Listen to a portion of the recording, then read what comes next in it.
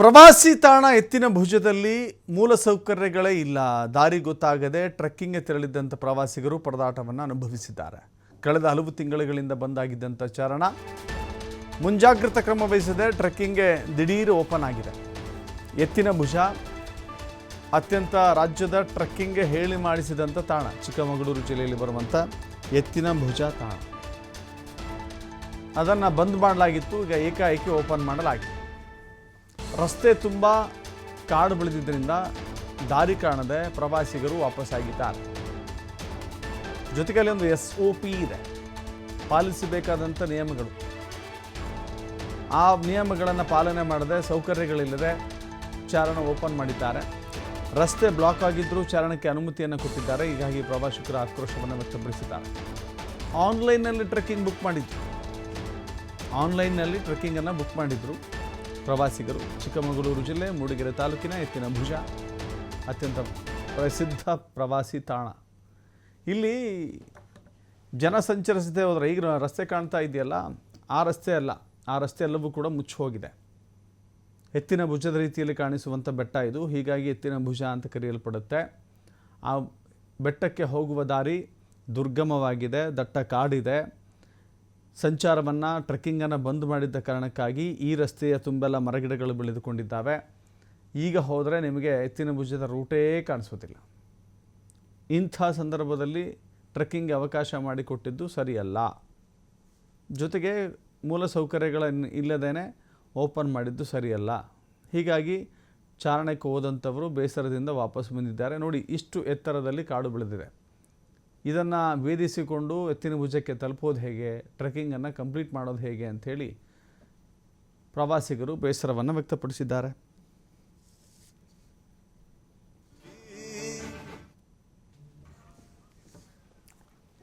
ಮತ್ತಷ್ಟು ಮಾಹಿತಿ ನಮ್ಮ ಪ್ರತಿನಿಧಿ ಗೋಪಿ ನೀಡ್ತಾರೆ. ಗೋಪಿ, ಈಗ ಮನುಷ್ಯನ ಆಳತ್ತರದ ಮರಗಿಡಗಳು ಬೆಳೆದುಕೊಂಡಿದ್ದಾವೆ. ಇದನ್ನು ಸೀಳಿಕೊಂಡು ಎತ್ತಿನ ಭುಜ ತಲುಪೋದು ಕಷ್ಟ ಸಾಧ್ಯ.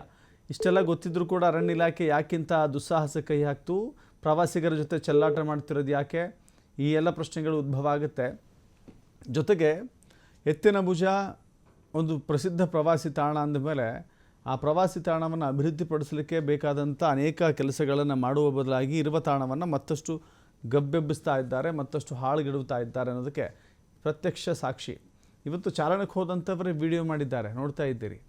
ಚಾರಣಕ್ಕೆ ಹೋದಂಥವರೇ ವಿಡಿಯೋ ಮಾಡಿದ್ದಾರೆ. ಅತ್ಯಂತ ಸುಂದರವಾದ ತಾಣ ಅದು, ಪ್ರಸಿದ್ಧವಾದ ತಾಣ, ಸುಂದರವಾದ ತಾಣ, ಮನಸ್ಸಿಗೆ ನೆಮ್ಮದಿ ಖುಷಿಯನ್ನು ಕೊಡುವಂಥ ತಾಣ. ಆದರೆ ಇವತ್ತು ನೀವು ಹೀಗೆ ಇಷ್ಟು ಚೆನ್ನಾಗಿದೆ ಹೋಗ್ಬರೋಣ ಅಂತ ಹೋದರೆ ಇಂಥ ಮುಳ್ಳು ಪೊದೆಯಲ್ಲಿ ಅಥವಾ ಈ ಇಷ್ಟು ಉದ್ದಕ್ಕೆ ಬೆಳೆದುಕೊಂಡಿರುವಂಥ ಮರಗಿಡಗಳಲ್ಲಿ ನುಗ್ಗಿ ಹೋಗಬೇಕಾಗತ್ತೆ. ನಿಮಗೆ ದಾರಿಯೇ ಕಾಣದಂತಾಗುತ್ತೆ. ಗೋಪಿ, ಈ ಅವ್ಯವಸ್ಥೆಗೆ ಕಾರಣ ಏನು ಹೇಳುತ್ತೆ ಅರಣ್ಯ ಇಲಾಖೆ?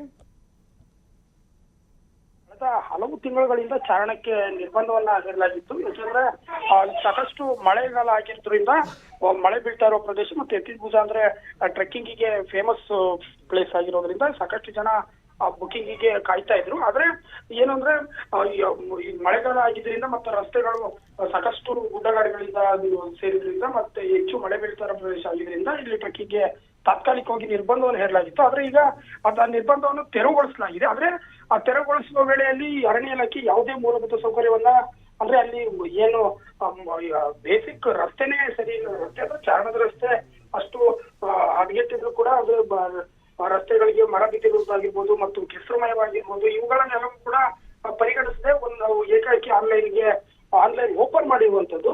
ಹಾಗಾಗಿ ಏನು ಆನ್ಲೈನ್ ಬುಕಿಂಗ್ ಮಾಡ್ಕೊಂಡು ಬಂದಂತ ರಾಜ್ಯದ ಬೇರೆ ಬೇರೆ ಜಿಲ್ಲೆಗಳಿಂದ ಕೂಡ ಇಲ್ಲಿಗೆ ಚಾರಣಕ್ಕೆ ಬರ್ತಾರೆ.